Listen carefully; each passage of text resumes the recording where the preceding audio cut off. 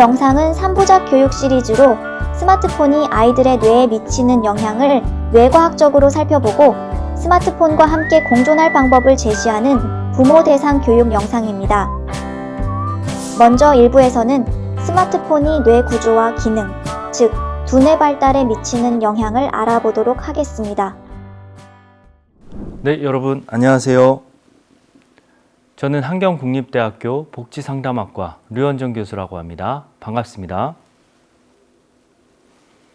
여러분, 이제 스마트폰 없는 세상은 상상조차 하기 힘드시죠?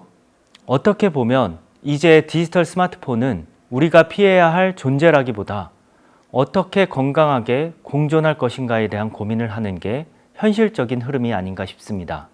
여러분, 우리 인간의 뇌는 부위마다 각각의 역할이 다릅니다. 이 앞쪽의 전두엽은 사고하고 판단하며 감정을 조절하는, 쉽게 말해 인간의 컨트롤 타워 같은 역할을 합니다.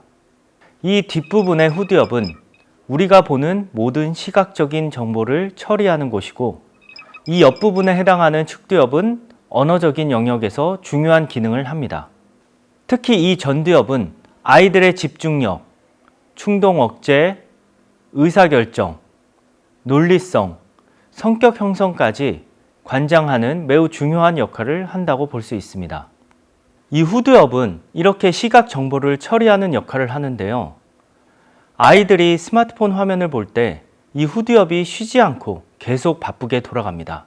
아마 부모님들께서도 스마트폰에 푹 빠진 아이의 모습을 한 번쯤은 보셨을 겁니다. 눈은 화면에 고정되어 있고 부르면 잘 듣지도 못할 만큼 주변을 잃어버리곤 하죠. 이렇게 지나치게 강한 시각 자극에 길들여지면 나중에는 이 독서와 같이 차분한 것에 쉽게 흥미를 잃을 가능성이 매우 높습니다. 이제 실제로 책을 읽는 것과 스마트폰 화면을 보는 것의 차이를 비교해 보겠습니다. 아이들이 책을 읽을 때는 먼저 시각 정보가 후두엽으로 전달됩니다. 그리고 이 정보는 전두엽으로 이어져 해석, 분석되고 이 전두엽이 결국 활성화됩니다. 전두엽이 활성화된다는 것은 곧 사고력, 자기조절력, 감정조절력, 문제 해결 능력과 같은 인간의 핵심 기능이 발달한다는 의미입니다. 그런데 스마트폰과 같은 디지털 기기를 사용할 때는 상황이 매우 다릅니다. 화면에서 들어온 자극은 후두엽을 강하게 자극하지만 그 정보가 전두엽까지 깊이 있게 전달되지는 못합니다. 디지털 화면은 빠른 속도로 강한 시각 자극, 반복적이고 단순한 정보, 그리고 즉각적인 보상 체계를 제공합니다. 이런 자극은 전두엽이 깊이 있게 정보를 처리하기도 전에 뇌의 보상 회로가 활성화되면서 즉각적인 반응에 머물도록 만들기 때문입니다.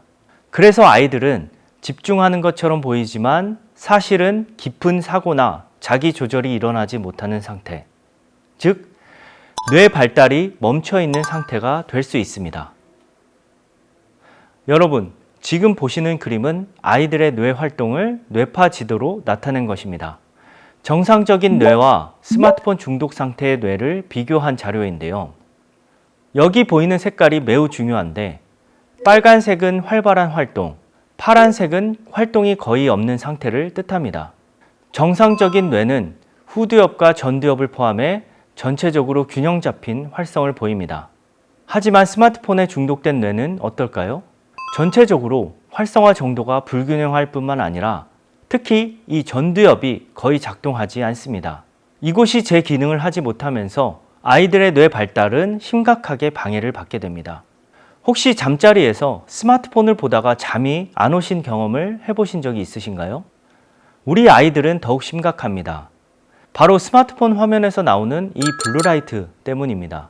이 블루라이트는 멜라토닌이라는 수면 유도 호르몬을 교란시키며 낮과 밤에 대한 인지를 혼란스럽게 합니다. 미국 수면재단의 연구 보고서에 따르면 같은 블루라이트 빛을 쬐었을 때 어린이나 청소년은 성인보다 멜라토닌 분비 억제 정도가 거의 2배 이상 높다고 합니다.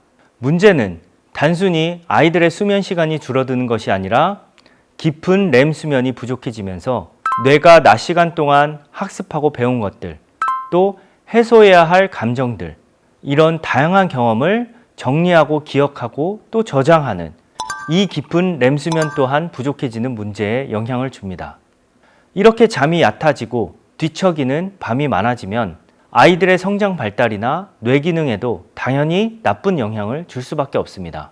실제로 소아내분비학회 연구 결과 취침 전 스마트폰 사용이 만성적일 경우 5년 동안 평균 3에서 5cm의 잠재적 성장 손실이 발생할 수 있다는 충격적인 보고서까지 나왔습니다. 그만큼 습관적인 수면 전 스마트폰 사용이 아이들의 키 성장까지 방해할 수 있다는 이야기입니다.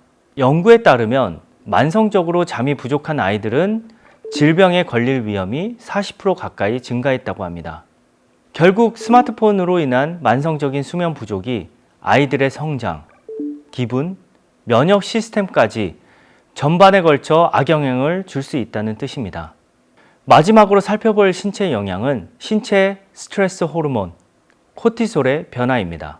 아이가 가만히 스마트폰을 보는 모습은 겉보기엔 편안해 보일지 몰라도 아이의 몸속에서는 이 스트레스 호르몬이 증가하고 있습니다. 특히 코티솔이라는 호르몬은 우리 몸이 스트레스를 받을 때 부신축 뒤에서 분비되는 호르몬인데 이 수치가 오랫동안 지속되면 면역 기능이 떨어지고 기억력이나 학습 능력도 둔해집니다. 또 불안과 우울, 공격성의 위험이 높아지고 수면 장애가 나타나기도 합니다. 관련 연구들에 따르면 스마트폰에 오래 노출된 아이들은 하루 종일 코티솔이 정상 범주보다 과하게 분비되어서 항상 긴장 상태를 보인다고 합니다. 지금까지 스마트폰이 우리 아이들의 뇌와 몸에 미치는 영향을 뇌과학 중심으로 살펴봤습니다. 다음 2부에서는 마음이 스크린에 갇힌 아이들, 즉 심리, 행동, 사회적 변화를 다룰 텐데요. 아이들의 마음 건강까지 스마트폰이 어떻게 흔들고 있는지 함께 알아보면서 그 대비책을 생각해 보도록 하겠습니다. 감사합니다.